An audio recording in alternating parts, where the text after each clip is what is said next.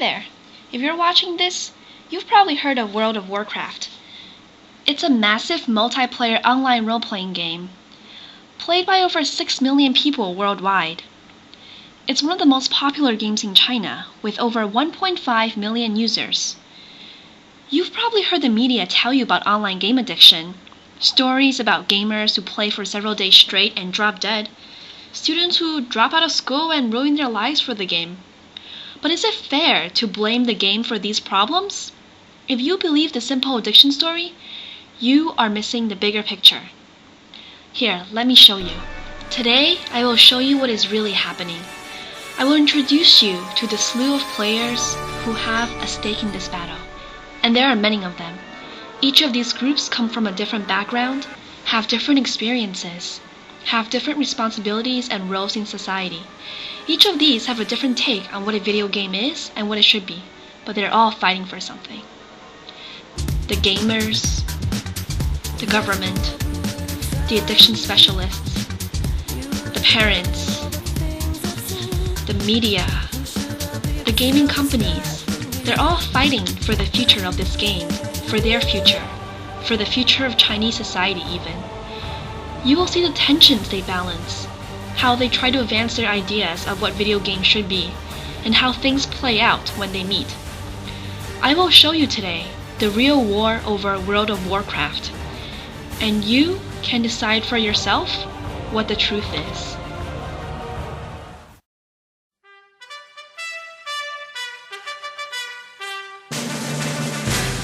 The latest report looks good. Last year, revenue from the online gaming industry reached $1.04 billion and is expected to grow 30% annually. And related industries, telecom, internet, computer, software, and consumer electronics, earned $4.3 billion from online gaming. And of course we have China Joy 5 this year. Last year's industry trade show was a huge success. With China's continued economic growth, there's no doubt we will make this nation even more powerful on the world stage. But there have been reports of game playing excess. We'll have to keep our eyes on those situations to make sure these games do not cause great social problems. The future of our country, after all, depends on our youth.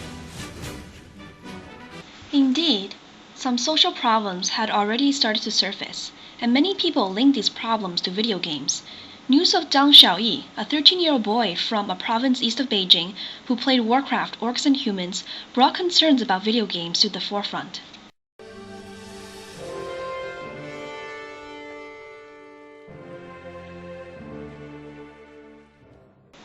Why are you still playing this game? The college exams are coming up in less than 6 months, and I heard the neighbor's son studied until 3 a.m. Saturday morning. Don't worry, Dad, I'll be ready. Let me just finish this level, okay? You've been playing the whole day!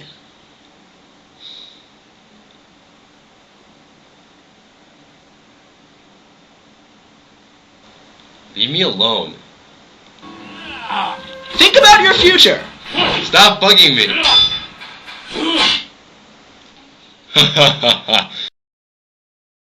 It's too late.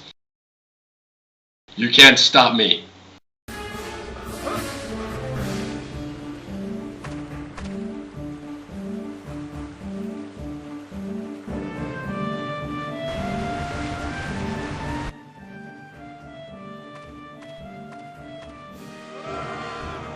Thirteen-year-old gamer Zhang Xiaoyi leaped off the roof of his apartment building on December 27, 2004.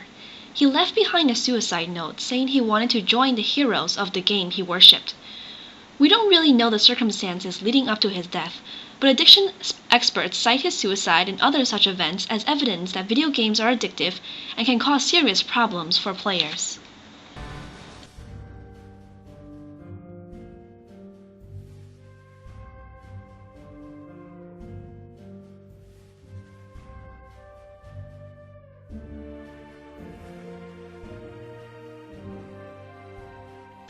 Are you Dr. Liu? Yes, can I help you? My son plays online games excessively. I feel so helpless as a parent. Can you tell me more? He plays for hours and hours at a time every day. He's always distracted and barely keeps up with his classes anymore. It sounds like he's addicted. Companies design these games with their levels to keep people in the game. I do think the problem is tied in with other things like family issues or real-life stress, but the games themselves are inherently addictive. That's ultimately the cause of the problem. I have to take away the game. It's the only solution. But if you ask the players themselves, is World of Warcraft addictive?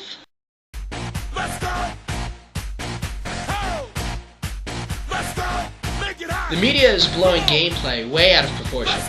Only a few people play for days on end, and those are people who had problems to begin with. They need to stop stereotyping all the gamers together and treat us like individuals. And they never listen to what we have to say. Our parents don't either. They just say all games are bad, and we should be focusing on our studies. It's always just our studies. So-and-so's daughter is studying this much every day, getting these grades. Why can't he be more like them? Shake your behind. I'm in a dancing mood, girl, and I'm feeling good. This is my favorite tune. Put on your dancing shoes. Gonna make you feel so good tonight, girl.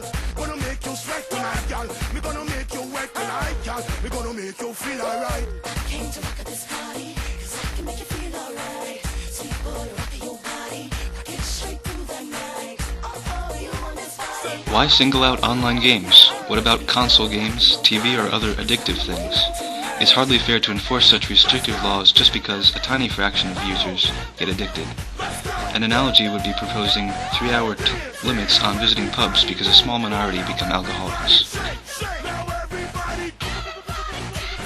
I feel guilty. My parents are both peasant farmers and had to borrow more than $25,000 from close relatives to finance my college education.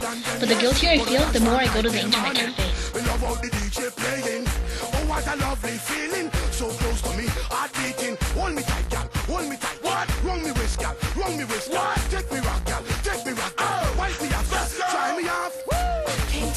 Internet chatting and computer games to me are the solution to life. I simply couldn't tear myself away from it because I didn't want to leave my world. To put it in a horrifying way, I had no confidence left for the real world.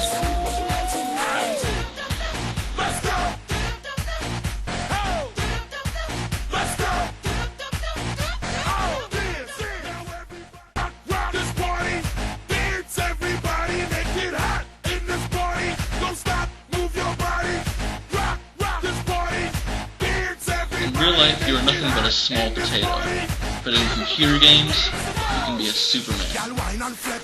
I want to be a Superman, so I have to play, and play.